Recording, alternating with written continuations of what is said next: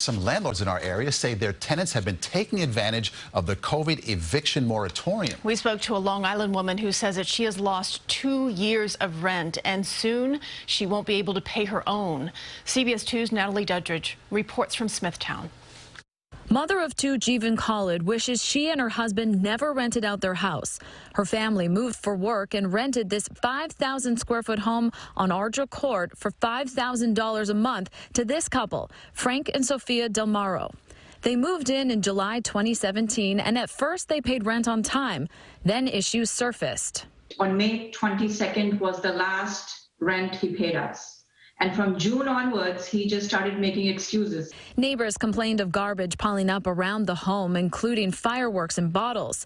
After months of pleading, the Khaleds filed eviction paperwork. It took months to go through the courts.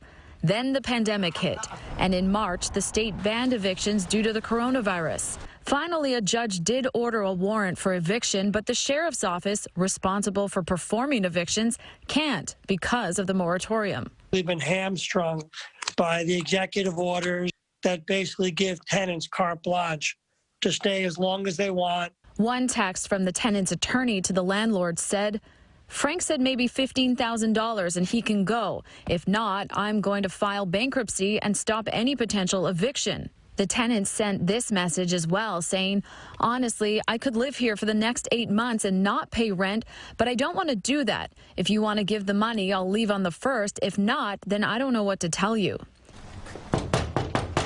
CBS 2 News knock on the door for answers.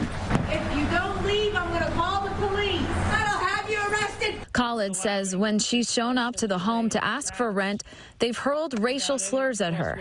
She starts yelling at me, saying that 9/11 happened because of people like us. Current law states tenants who claim COVID hardship are protected from eviction until May 1st. We reached out to the tenant's attorney.